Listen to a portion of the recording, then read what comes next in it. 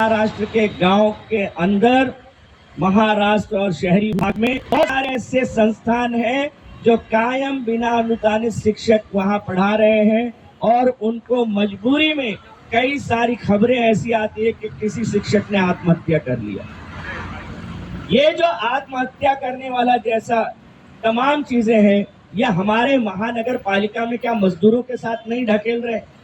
आज 1.5-2 महीने से हमारे मजदूर का है बाहर बैठे हुए है ना, और आपने उनको कत्ल खाने में डाल दिया है कि उनका हर बार कैसे चलेगा। उसको लेकर के हमने जब प्रश्न पूछा उसको कि भाई ये वेलफेयर स्टेट है ना, ये आप जो नगर पालिका चला रहे हैं, कॉर्पोरेट अलग होता है और कॉर्पोरेशन अलग होता है।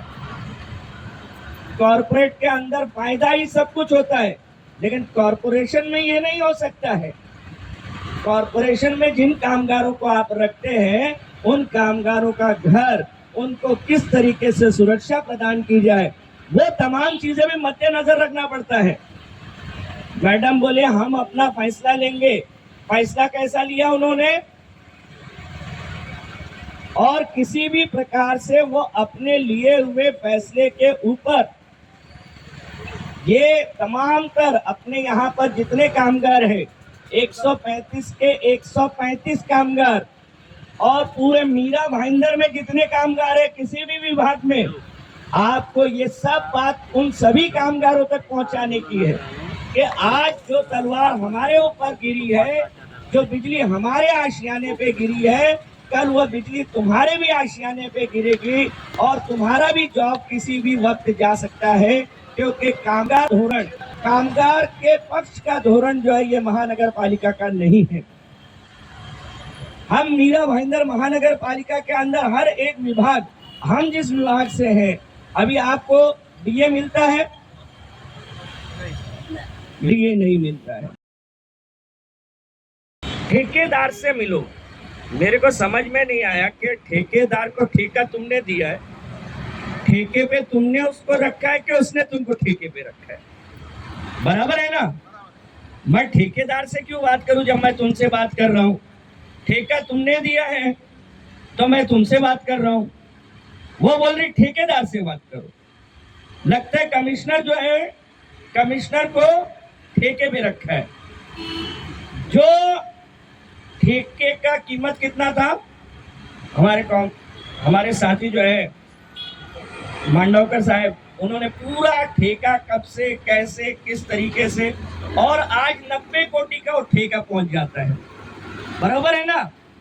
कामगार की सदस्य संख्या घटाकर 100 से नीचे 40 सदस्य कामगार, और ठेका 16 करोड़ का ठेका बढ़कर कितने पट जा रहा है? कितना हुआ? 16 पंजे 80 है ना, 16 छंग 96, यानी 6 पट ठेके का कीमत कितना पट पड़ रहा है? 6 गुना। कामगार का पगार कितना गुना बढ़ा? कुछ नहीं। कामगार का स्लिप आया ना इस बार का, कितना ठेका हुआ है, कितना कीमत दे रहे हैं।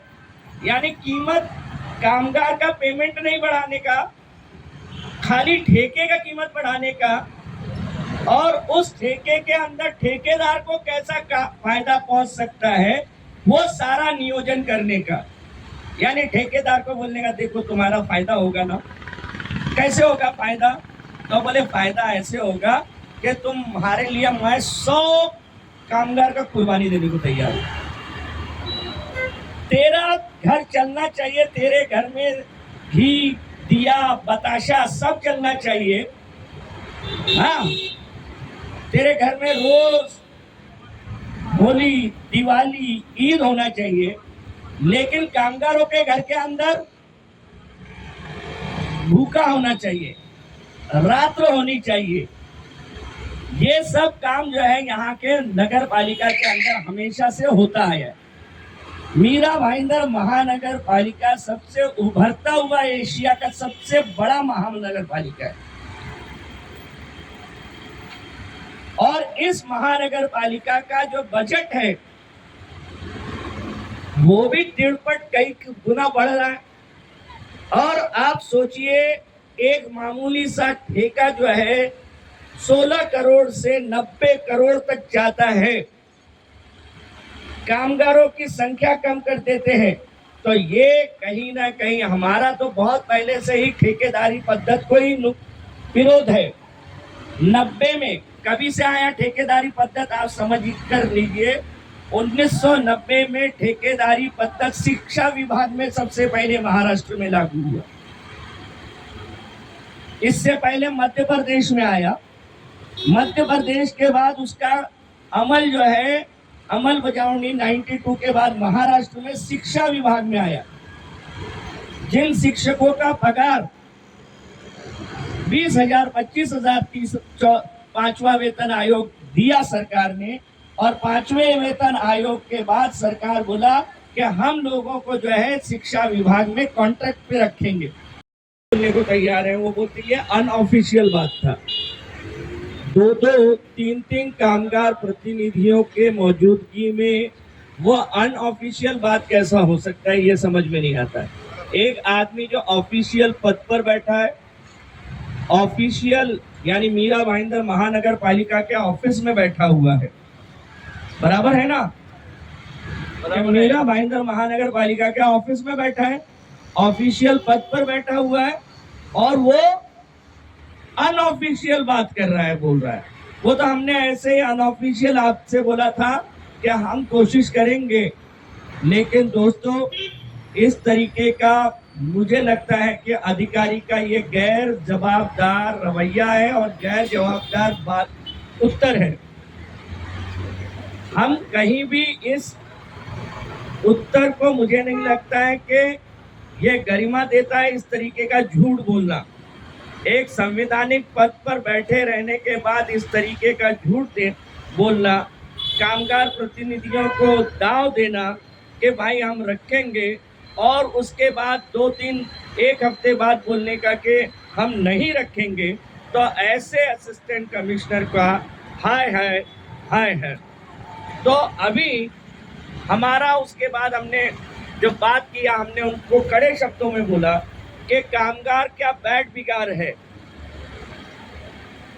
क्या कामगार यहाँ पर एक तरीके का हम कहेंगे कि गुलामी प्रथा के अंदर जी रहा है क्या? उन्होंने बोला कि जाकर आप क्या करो, गोड़ गोड़ बोलो। किसको बोलो गोड़ गोड़? ठेकेदार को गोड़ गोड़ बोलो। उससे जो है आप बात करो मीठे मीठे।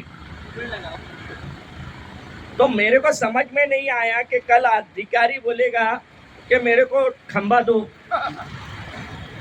है?